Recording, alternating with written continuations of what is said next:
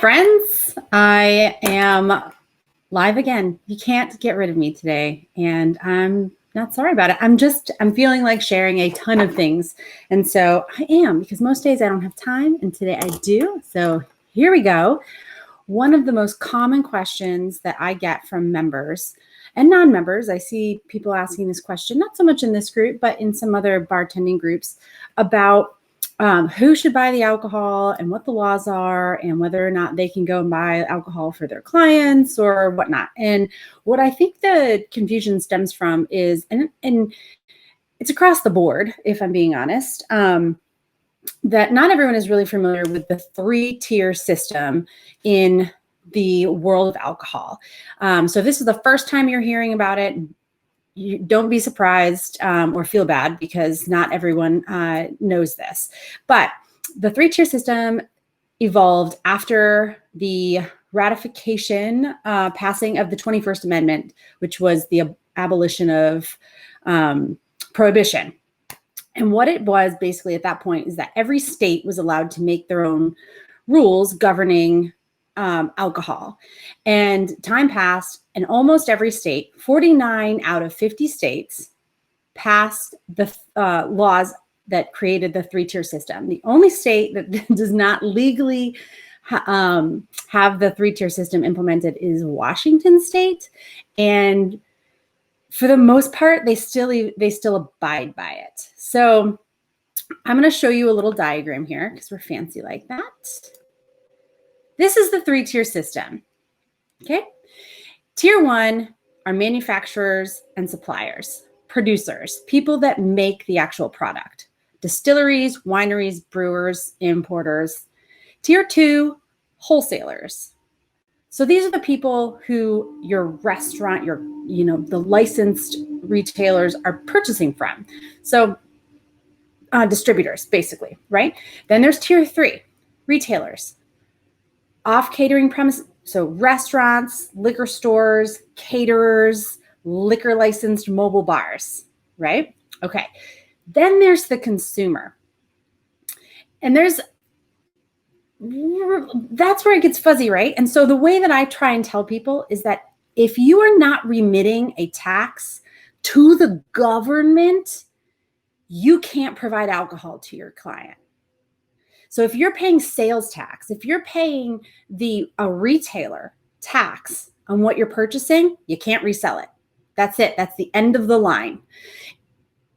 You're only legally allowed to sell alcohol if the person or the people, the entity that you're remitting tax to is the government in one way, whether it's the federal excise tax or the state excise tax or the state sales tax. If you are not remitting that directly to the government, you cannot sell alcohol, and they will follow the money on that, right? So even if in most cases, I have not heard of a case that this is not the case, if you were to buy the alcohol for your client and then invoice them at cost, plus like an admin delivery fee, that's still considered the sale of alcohol. So no money for alcohol should transfer through your bank account, right? Why the 3-tier system? I mean, if you're a geek like that and you want to know, there are a number of reasons that advocates for the 3-tier system believe it is the best system. Even Miller Coors, I think they merged or bought one out or whatever, has come out publicly and said in support of the 3-tier system. And I can completely understand in hindsight why they did it. Each tier has its own regulating body. They each get their own tax that gets remitted to the government. Tens of billions of dollars in tax from alcohol get remitted every year. So it's a big moneymaker for the governments. But the other economic benefit to it is that once upon a time, when we didn't have the 3-tier system, producers also became the salesmen. And they would use not so great tactics. So you'd be bellied up to a bar of a saloon who might also be making moonshine or something out back. And you're already drunk. Decision-making isn't all that great. And so they would use some really pushy sales tactics to continue to get you to buy. And I don't know if you guys have ever watched the documentary by Ken Burns on alcohol. I forget what the name of it is, but it's amazing. You should watch it. It's like 3 parts. It's a lot to do. You probably can't do it in one sitting, but it's amazing. If you are in the booze business and you haven't watched this documentary, you really should. But it talks about how prior to Prohibition, dudes would spend their entire paychecks on alcohol due to these pushy saloon owners. And then they would have nothing left to feed their family with, nothing. So children and wives would just starve because their husbands were the only ones that could work at the time, and they'd be spending it all at these bars because they would go and have a drink, but then a drink turned into 10, and then before they knew it, they had lost all of their money, right? So the 3-tier system really kind of broke that opportunity up. Can you be a restaurant and still be a pushy salesperson or a pushy bartender? Sure. But the benefit is less because you aren't also the producer in this case. So that's some economic benefits to it. The public health benefits to it, that's a little bit more obvious, right? We've all heard the stories about moonshine or tainted gin because there wasn't any regulation as to the quality. But now the 3-tier system is so regulated that back in 2008, Sam Adams actually had a recall because there were some glass shards that were discovered in a bottle, and they were able to recall, tons of product with very little issue and very quickly.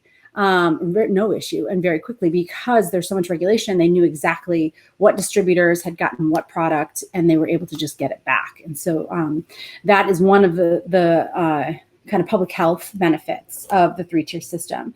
And then the other is commercial, and this is probably the most important if you're not interested in taxes and public health.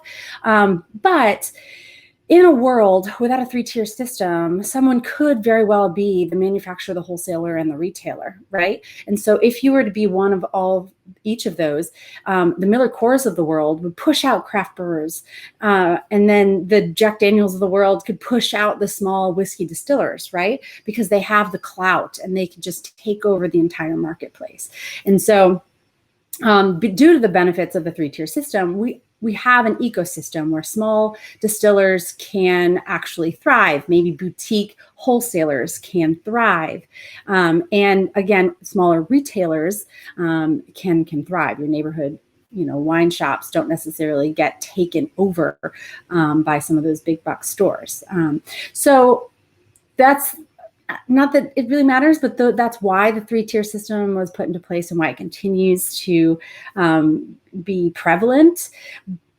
But the main point of this is that when we get questions, or I get questions as to the legality of whether or not and who can provide alcohol, unless you're providing a tax or you're paying your tax directly to the state, then the answer is no. And how do you know this? Because if you do not have a liquor license and you go to a wholesaler and try and get alcohol, they won't sell to you because you don't have a license.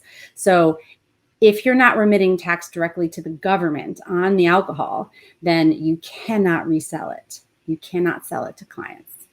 Let me know if this was helpful. Hopefully it was. And I will continue to check in with common questions that I hear. Thanks, guys.